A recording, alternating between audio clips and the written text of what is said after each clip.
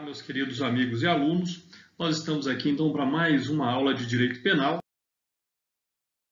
Vamos agora falar do título 6 dos crimes contra a dignidade sexual, capítulo 1, dos crimes contra a liberdade sexual. Pessoal, é importante aqui a gente fazer algumas considerações iniciais que estão ali relacionados a dois aspectos muito importantes. Primeiro, o que significa dignidade. E segundo, o que significa liberdade, já que os dois estão condicionados, já que os dois estão ali relacionados à sexualidade do indivíduo. Bom, o primeiro aspecto é que a partir do momento em que nós analisamos o que é digno, nós entramos num aspecto subjetivo e moral. A partir do momento em que nós estudamos o que é liberdade, nós não temos essa amplitude de discricionariedade de interpretação. Ou a pessoa é livre, ou ela não é livre. Ou ela faz o que ela quer, ou ela está fazendo algo contra a sua vontade. Então esse é aí um aspecto importante para nós analisarmos inicialmente com relação a esse crime. Quando nós, então, buscamos aí a interpretação do crime de estupro, e aí diz o artigo 213, constranger alguém mediante violência ou grave ameaça, a ter conjunção carnal ou a praticar ou permitir que com ele se pratique outro ato libidinoso.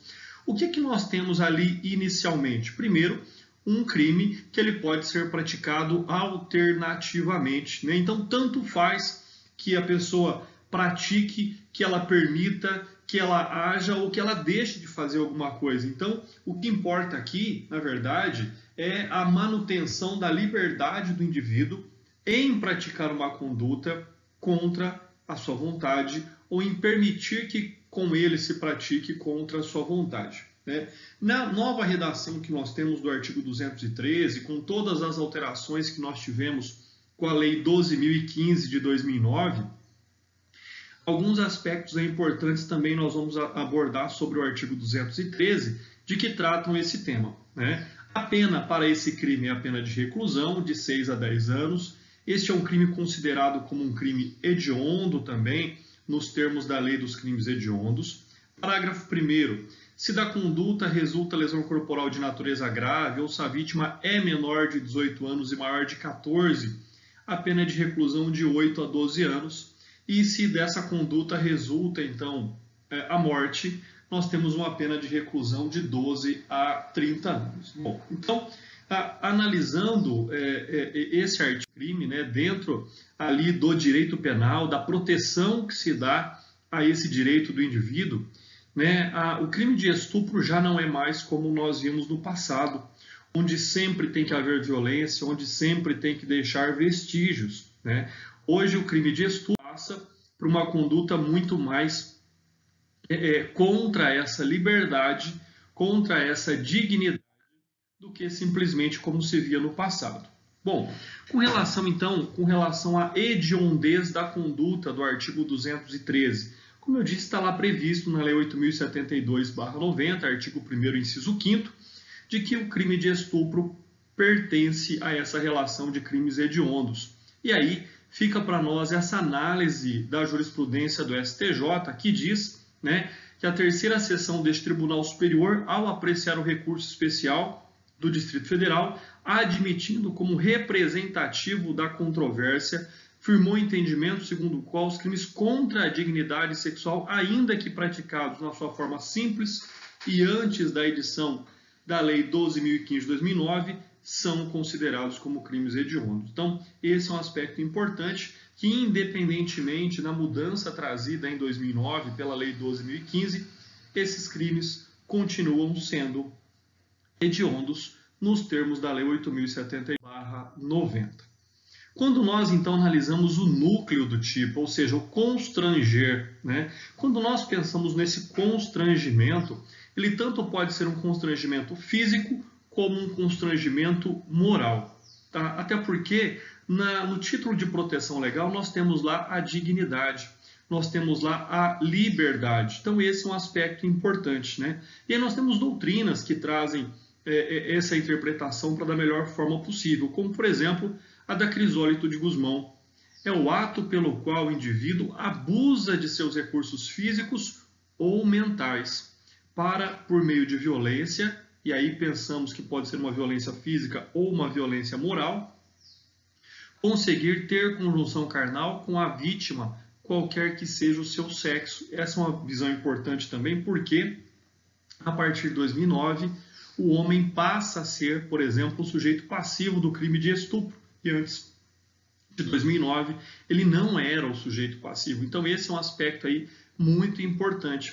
Bem como, né, o fato de que a mulher hoje pode também ser o sujeito ativo do crime de estupro, independentemente de quem seja a vítima. Então esse é um aspecto aí de grande repercussão e relevância também. Uma outra situação importante da qual nós temos que nos ater é com relação ao constrangimento. Ou seja, esse constrangimento é qualquer forma, como dito ali acima, tanto física quanto moral, quanto mental.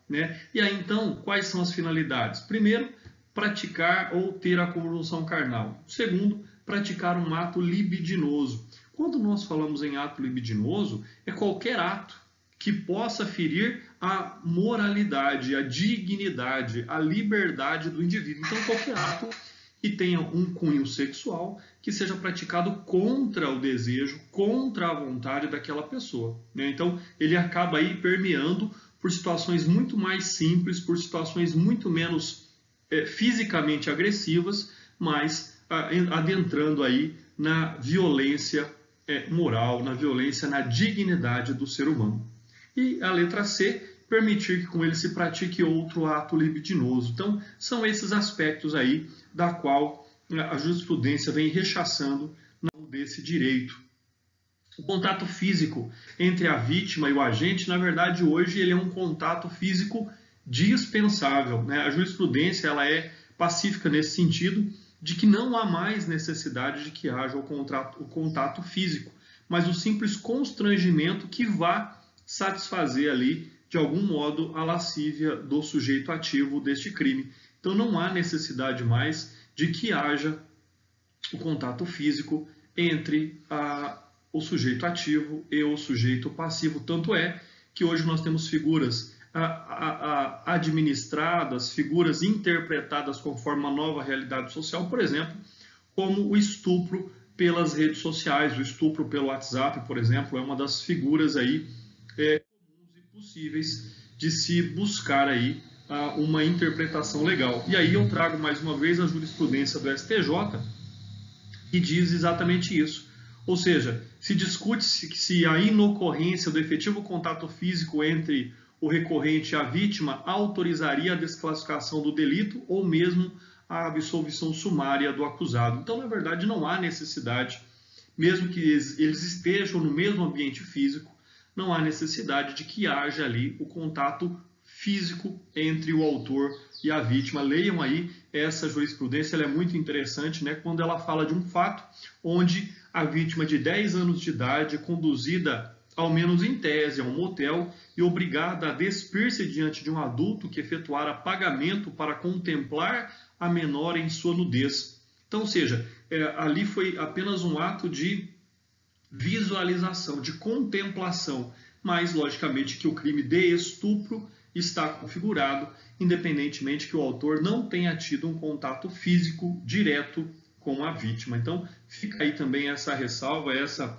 situação importante a ser analisada com relação. Bom, eu disse para vocês lá no início que o estupro é um crime único de condutas alternativas. Por que eu disse isso? Porque, muito bem lembrado, eu já disse isso para vocês anteriormente também, nós temos lá que ele pode ser praticado de formas diferentes e assim ainda configurar o mesmo crime. O que vai determinar se ele é um crime mais grave, se dentro da dosimetria da pena ele terá uma pena maior, mais asseverada ou não, na verdade seria ali as consequências dessas condutas e, logicamente, a somatória dessas condutas. Ou seja, então, quanto mais formas ele for praticado dentro de um mesmo contexto e mais grave as consequências para a vítima, notadamente ali teria uma pena então também maior. Então fica aí essa observação importante sobre o crime de estupro também. Bom, não há que se falar em crime de estupro na modalidade culposa. Por que não há? Porque para que um crime dessa natureza seja praticado, é necessário, é evidente que o autor do fato tenha que ter conhecimento, tenha que ter dolosidade na sua conduta, ou seja, ele tem que praticar aquela conduta livre e conscientemente, sabendo que, logicamente, aquela conduta fere o direito à dignidade ou à liberdade da vítima, né? E o Mestieri fala sobre isso. Ele diz que a crença sincera de que a vítima apresenta oposição ao congresso carnal apenas por recato, ou para tornar o jogo do amor mais difícil ou interessante, deve sempre ser entendida em favor do agente. Então, na verdade, tem que ficar logicamente demonstrado ali que a vítima se recusa àquela prática, né? Pessoal, e quando nós falamos sobre isso, essa demonstração é simples o desinteresse, é simplesmente a simples negativa. Eu não quero, eu não posso, pare, não faça isso, né? Não se exige, porém, também, nós vamos ver futuramente, que a vítima lute até a morte ou exponha a sua própria vida a risco, evitando a prática do crime. Nesse contexto, nós temos algumas situações muito interessantes aí, né, conforme diz, por exemplo, a Patrícia Steele, que ela fala que o estupro não é um ato sexual, é um ato de violência que usa o sexo como arma. O estupro é motivado pela agressão e pelo desejo de exercer poder e humilhação. E quando a autora fala isso, na verdade, é um grande reflexo que nós observamos em casos concretos, como, por exemplo, o maníaco do parque. Se nós percebermos todas as vítimas do maníaco do parque que foram estupradas e mortas, você vê elas em todas as vítimas condições, né, de subjugamento, condições de exercício do poder do agressor. Então, esse é um fato é uma ação que de fato corresponde à verdade sobre o aspecto da psicopatologia do criminoso, né, na interpretação da consciência do desejo do criminoso na prática do crime. Nós temos ainda, com relação ao sujeito ativo e ao sujeito passivo do crime, que após aí as alterações da Lei 12.015 de 2009, passa a ser um crime então comum, ou seja, onde qualquer pessoa pode ser o autor, o sujeito ativo, e qualquer pessoa também pode ser o sujeito passivo, independentemente do sexo e independentemente da condição, da orientação ou da opção sexual, não importa, né? Antes não se concebia, por exemplo, a prática de um estupro entre mulheres. Hoje não há nenhum impeditivo de que uma mulher possa estuprar a outra, ou uma mulher possa estuprar um homem, ou vice-versa. Não há nenhum impeditivo nesse sentido a partir da alteração legislativa do Código Penal de 2009. Então fica aí também essa ressalva para que nós saibamos distinguir aquele modelo anterior, arcaico, machista, da prática do crime de estupro para hoje, para essa conduta muito mais moderna, ou essa conduta muito mais adaptada a uma realidade social. Nós temos ainda, com relação a essa situação, por exemplo, eu cito aí para vocês a evolução legislativa no Brasil daquilo que trata, por exemplo, do crime de estupro, né? Quando e a partir lá de 1830, um dos requisitos para que a mulher pudesse ser vítima do estupro é que ela fosse, por exemplo, honesta, onde a honestidade era um requisito essencial para a mulher poder ser vítima do crime, como se aquela mulher considerada à época como não honesta não pudesse ser vítima do crime, ou qualquer conduta praticada contra essa mulher não tivesse ali o amparo legal. Então, fica aí essa situação, né? Já no Código Penal, por exemplo, de 1890, manteve o legislador essa discriminação, mencionando que o estupro havia de ter como sujeito passivo mulher honesta. O nosso Código Penal atual, de 1940, né, que aí tanto sofre alterações, e hoje ele parece mais uma coxa de retalhos, ou um Frankenstein mal encaixado, né, de partes que não se encaixam direito, na verdade, ele manteve essa discriminação no tocante ao homem inicialmente, onde, na verdade, qualquer mulher poderia ser vítima de estupro, inclusive, por exemplo, a prostituta, mas o homem não poderia ser vítima de estupro.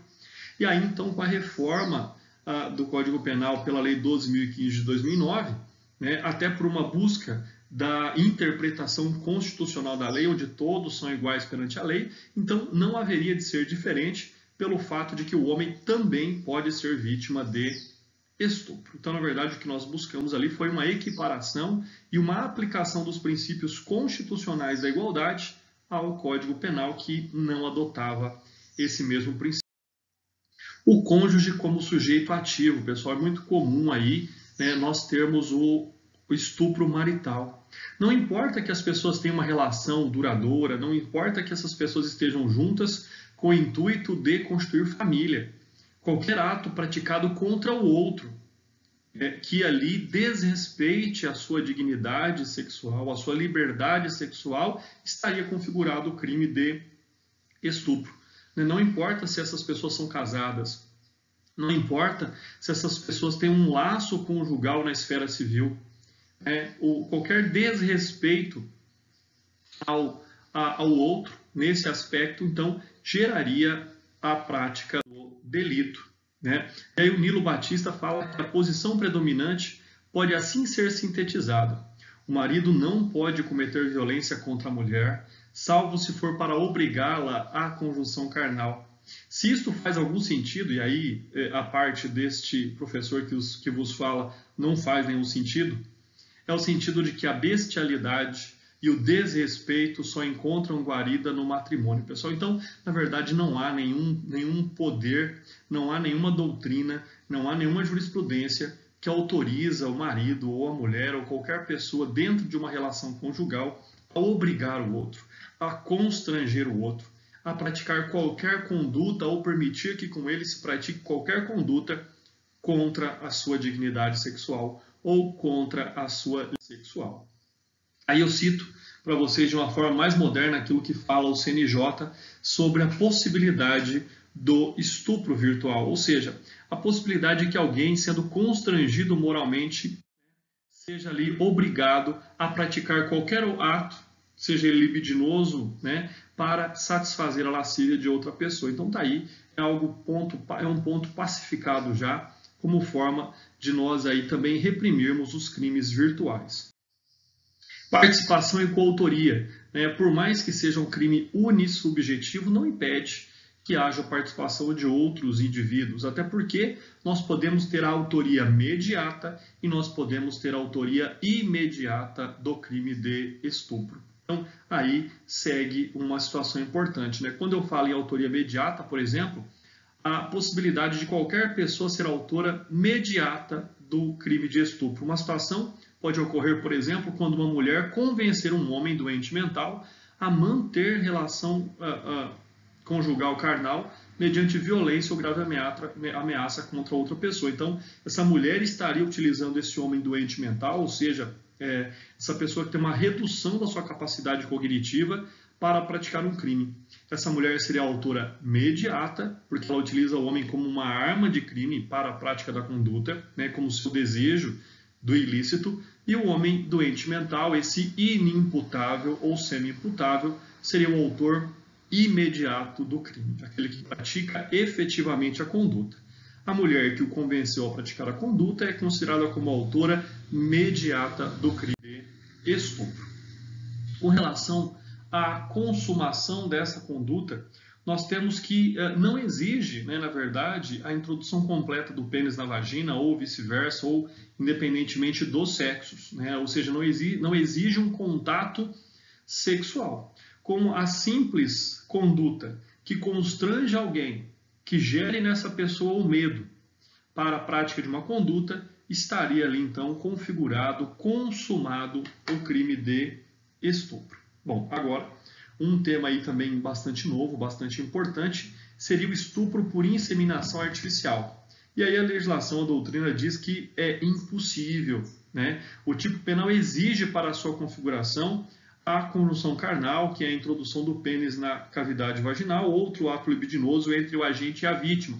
Logo, se houver a inseminação artificial forçada, deve o autor responder por constrangimento ilegal, né? Mesmo que a finalidade ali em tese não seria uma satisfação sexual. Então essa aí é a posição dominante com relação à inseminação artificial. E o grau da resistência da vítima, pessoal, como eu disse agora há pouco, não há necessidade de que a vítima exponha a sua vida em risco resistindo. né? Conforme o Scaranzi e Fernandes ou do Eck Marx tratam, tratando-se de vítima mulher, a tendência, contudo, é de que não é exigida à ofendida a atitude de mártir, ou seja, de quem, em defesa da sua honra, deva arriscar a própria vida, só consentindo no ato após ter se esgotado toda a sua capacidade de reação. Então fica aí essa leitura importante, né? O João Mestieri fala que o dissenso precisa estar presente durante todo o processo executivo, mas não assim a resistência. O principal requisito da resistência é o de ser verdadeira. Sua intensidade não precisa ser tal que se deva chamar de heróica ou desesperada.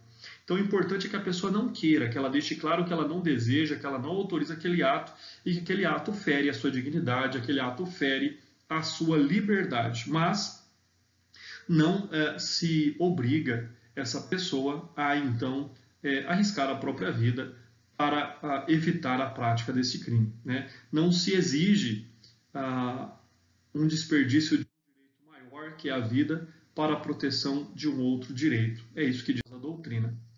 O objeto material e o objeto jurídico desse crime. Logicamente que o objeto material é sobre o que a conduta é praticada, ou seja, então é a pessoa. Já no objeto jurídico do crime, vocês vão ver que essa é uma regra dos tipos penais deste capítulo. Nós veremos aí que o objeto jurídico é, na verdade, a liberdade sexual. Por que eu digo isso? Porque lá no início eu comentei com vocês que a dignidade ela é subjetiva e ela tem graus e ela pode variar de indivíduo para indivíduo.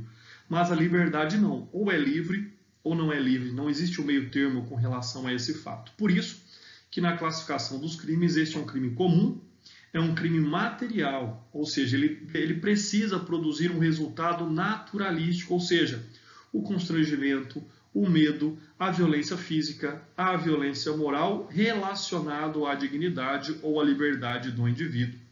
É um crime de mera conduta para algumas pessoas, ou seja, onde simplesmente praticar o ato já haveria ali a configuração do delito, né?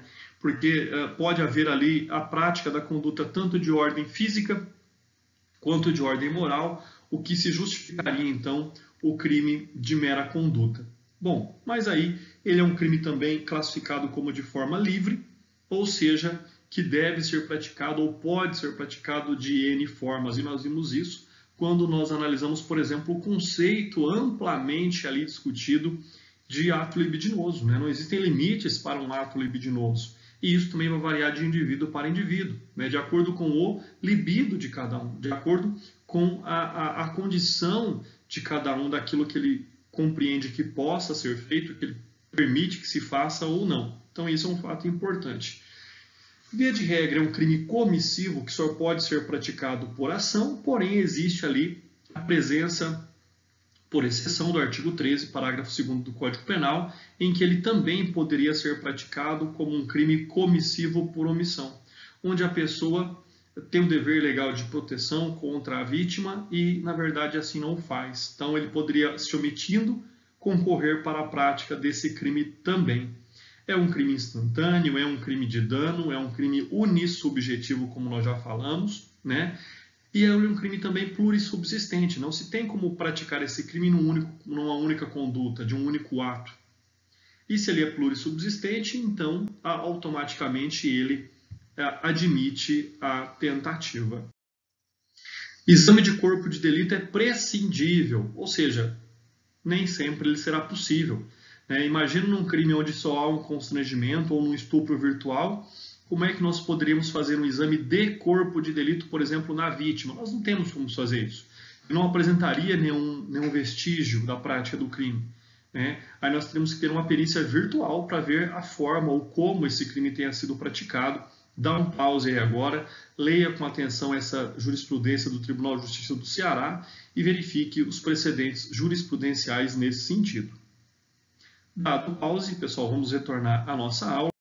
Nós temos aí a declaração de crianças e adolescentes. Sempre se coloca em risco, né, a consolidação de um crime dessa natureza, um crime dessa gravidade, baseado simplesmente na versão, na declaração de crianças e adolescentes, já que nós sabemos que muitas acusações não são também verdadeiras. Muitas acusações que são feitas por crianças e adolescentes não passaram, por exemplo, de uma influência da sua imaginação, mas, logicamente, que essas afirmações de crianças e adolescentes rechaçadas por qualquer outro tipo de prova já tem então um caminho, já vai caminhando para os indícios então da autoria e da materialidade do crime. Então é importante que essas versões elas sejam acompanhadas também de outros tipos de provas ou de versões de outras testemunhas, para que, logicamente, o inocente não seja acusado por um crime, por uma conduta tão grave, né, que pode gerar consequências irreversíveis também na vida do acusado,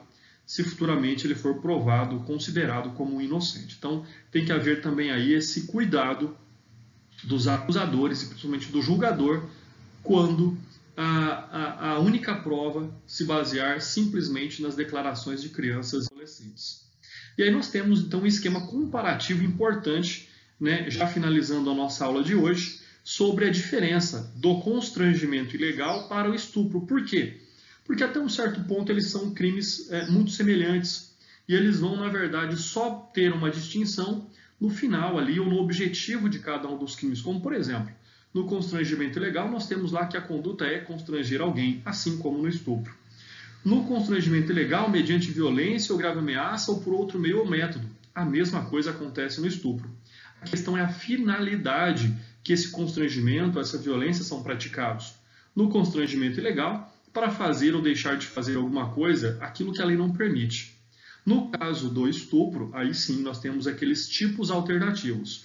Ter condução carnal, praticar outro ato libidinoso ou permitir que com ele se pratique ato libidinoso. E aí seria um crime então alternativo com finalidade própria. Pessoal, um forte abraço a todos. Espero que vocês tenham gostado da aula, né? Qualquer dúvida aí, qualquer dica é só postar para nós, que eu estou à disposição aí para estar esclarecendo qualquer ato, qualquer conduta, qualquer dúvida que vocês tenham tido. Um forte abraço e até a nossa próxima aula.